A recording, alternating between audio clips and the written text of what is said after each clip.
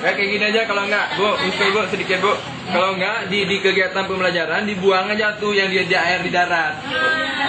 Gitu. Jadi kan agak serasi dia.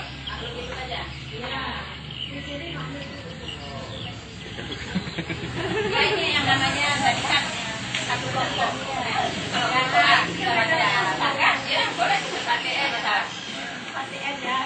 Kecuali kan Bu, kecuali kan itu nanti kan ada kan di situ baru mengelompokkan makhluk hidup yang di darat sama makhluk hidup yang di air. Kemudian kalau yang di air itu dia bernafasnya menggunakan apa gitu. Nah, kayak bisa Bu. Kan kelompok yang lain bagian yang kamu kak kelompok bagian yang di goreng karenanya kok Dari aja di bos, senang lihat orang.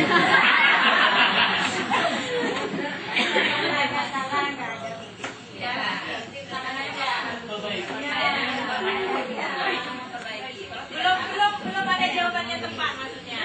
Jadi nggak perlu jangan dihapus dulu, belum ada jawabannya. Jadi bagaimana gimana Belum ada jawabannya tepat. Ya, kalau ada jawabannya tepat ya. Ya, yang namanya contoh.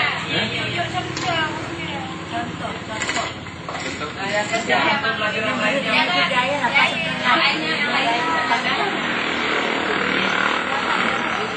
Ini bahasa indikator yang pertama saya baca. Menyebutkan ciri-ciri berdasarkan tempat hidupnya. Menyebutkan ciri-ciri makhluk hidup berdasarkan tempat hidupnya. Terus di kegiatan pembelajaran menyebutkan ciri-ciri makhluk hidup di air dan di darat. Nah terserah diulang aja, cuma membaca kalimat itu mungkin tidak tepat atau tidak terbaca atau apa. Kalau ingin dikritisi, bahasa yang pertamanya menyebutkan ciri-ciri makhluk hidup berdasarkan tempat hidupnya di kegiatan Tuhan makhluk hidup di air dan di darat.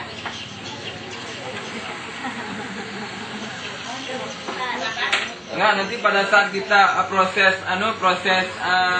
pembelajaran, apakah cuma kita terangkan aja? Ataupun kita perlu membawa anak-anak ke depan, ataupun kita membawakan alat peraga nanti? Karena di sini kami tidak punya alat peraga, tidak punya gambar hewan dan sebagainya, makanya kami buat seandainya kami punya alat peraga, ada gambar hewan dan sebagainya, ini memang sudah kami putar tadi menunjukkan.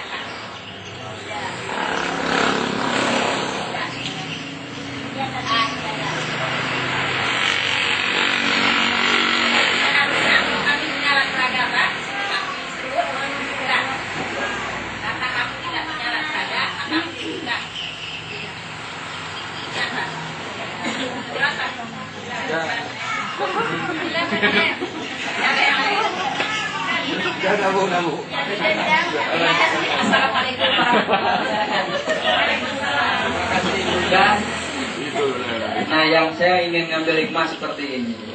Hikmahnya mudah. Yang pertama, gaya mengajar seseorang itu beda. Saya ke sosok bapaknya dulu.